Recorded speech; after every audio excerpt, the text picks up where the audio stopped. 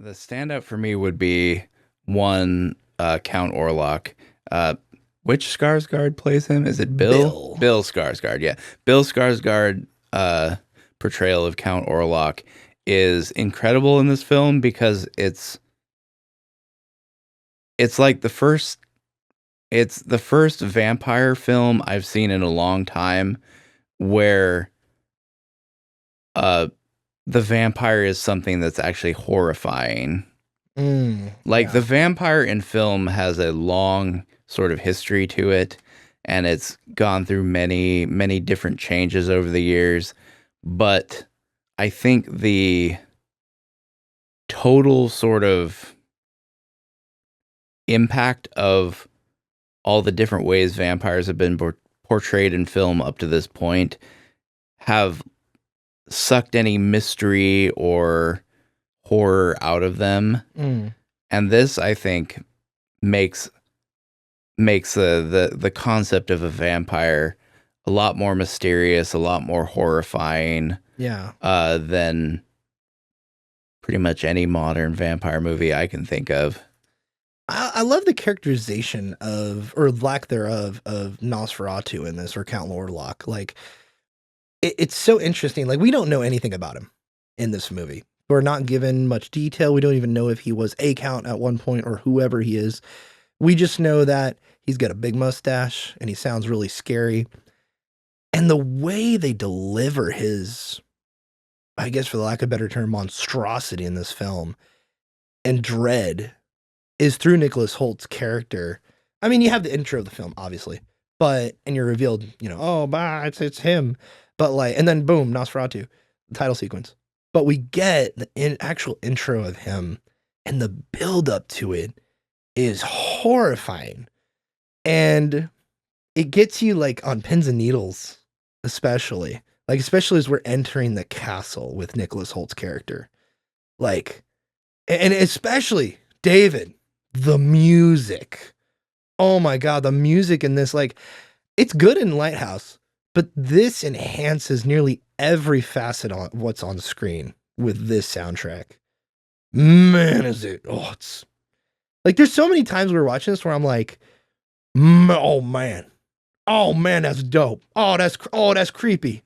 Oh wow, like I'm just perplexed by it. Like, oh, what a cool movie. But we got to keep going. So the music, David, let's go there. The notable track for me was especially toward the end when they're going to potentially kill Orlok. And it's the chanting as they're rowing down the river and then they're running into the mansion. Hmm. Like that chanting, which is only used in that track from what I can tell, is so, it hits at just the right moment. And especially the foreboding music you hear on the ship as the lone sailorman is like slowly with his lantern going through the dark, trying to open the crate of Nosferatu. Like it just enhances every scene, especially the freaky moments we see Lily Rose Depp's character go through, just being all wonky and demonic and stuff like Yeah. that. So, and I think you were the first person to mention the music actually when we were watching it.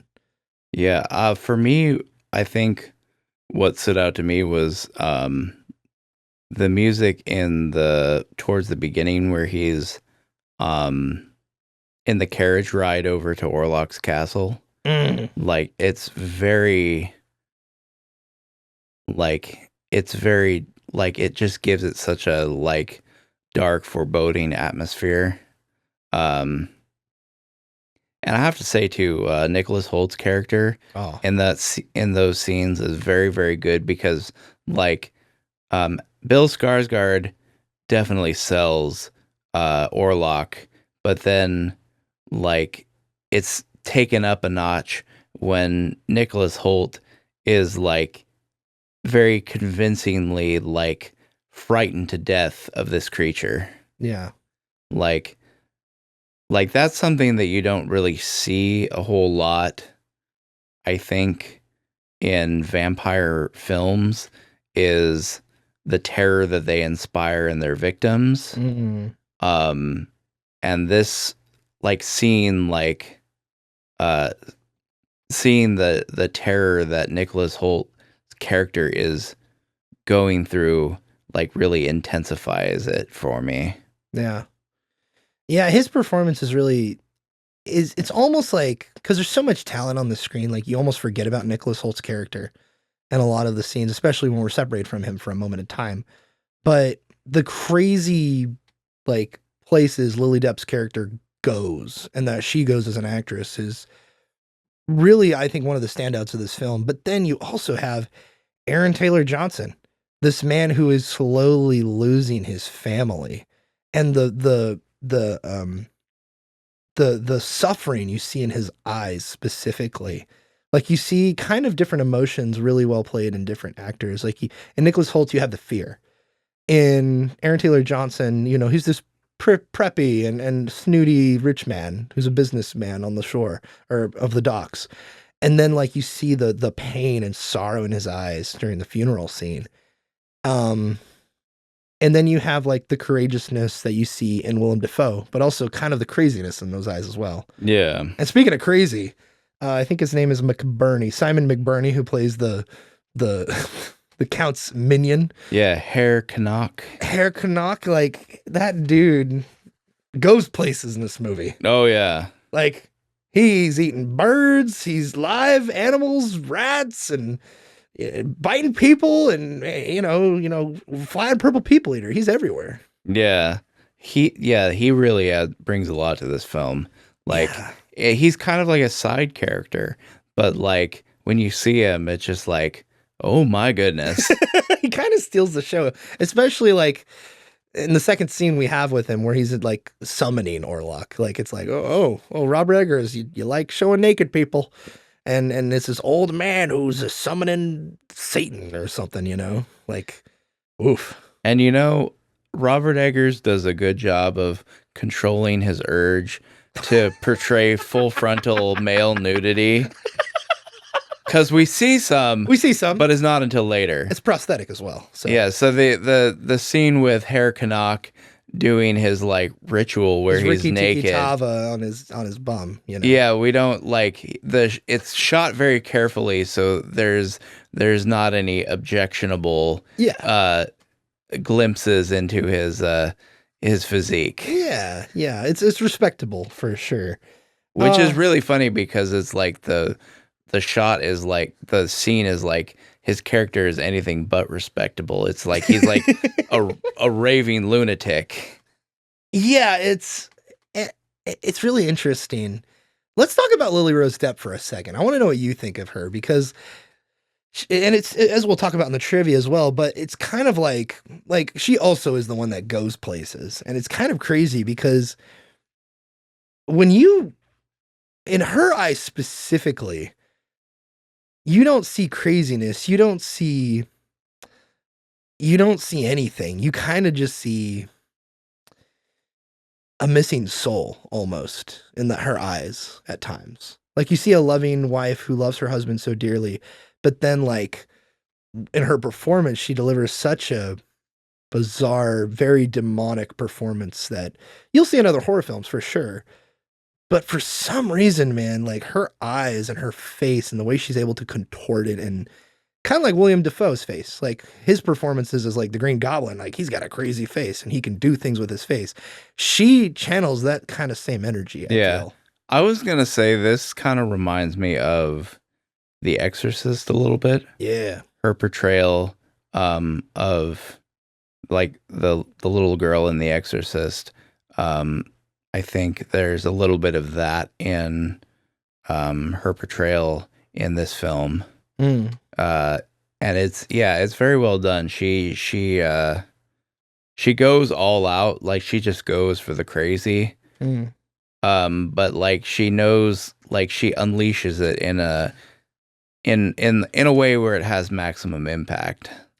Yeah, maximum impact. That's a good way to put it. Like you could say like it's very impressive, like on the surface level there, but like the physicality specifically with the performance, like her like whole body arching in the bed. Yeah, they could use wires or whatever, but like her whole body doing that, and the shoulder shuffle that we'll talk about later. Yeah. But the raving that she does. Yeah. As Willem Dafoe puts it. But Man, it's just really a sight to behold, I guess you could say. But I don't want to give it, so much credit because I think inherently it is demonic. I mean, I want to know what you think of this, but like, it's kind of this theme in Robert Eggers' films where once evil is enacted upon, or once there's an act of evil done, or like murder or lying or murder, I guess, again, like it's kind of it almost seems to be like a main theme, whether it be intentional or not, that once you invite evil into, whether through an act or sin or whatever, into your house specifically, the witch deals a lot with this as well. Once you invite it in, it stays there and just everything goes downhill. And when Yeah. you don't have God involved in your life, like the control is kind of given to something else. Like we see it with the death of the seagull with Robert Pattinson's character in the lighthouse. Once that happens, poetically things go downhill. And the same thing for this. Once in the very beginning of the film, you see her give herself over to Orlok, and then, you know, Bob's your Arnie from there, which is an Australian term, which means Bob's your uncle, I think. Okay. Anyway, it all goes downhill from there. Yeah, I think too what's really cool to see is like she sort of vacillates between being just absolutely demonic and crazy and then being scared out of her mind, Yeah. because she all she wants is to live her life with her husband. Mm. um and like just to see the fear and the desperation that she's going through because she's having to deal with the consequences of having given herself over to Orlok. Mm. Like, and then like contrasted with the points where Orlok kind of like takes over and she goes nuts. Like it's a cool little like dynamic. Yeah, and I wouldn't say it's necessarily completely translatable to real life, but it's a good analogy, I would say, of real life, of what can happen. When you give yourself over to evil, that's kind of the way it plays out if you don't have Jesus, for example. So it's just, I like it because it's an interesting aspect that Robert Eggers has in his films, and it's in almost every single one of them. Maybe except the Northman, I don't remember exactly what happens with spirituality wise, or I know mythologically what's in it, but like spirituality wise, I don't know remember exactly what's in that movie. But I just find it interesting. Also, it's cool because this is like a kind of a look, like The Lighthouse was a look into a very specific trade in a very specific time. This is a very specific lifestyle portrayed in a very specific time. And we get to see how people would kind of like accurately, I think, deal with something like that in that time period, given the science and the level of history known to the average folk, the well-learned folk, the alchemy, the occult that the guy that William Defoe's character knows. There's a certain sense of real world, like how would people react to this crazy thing during this time?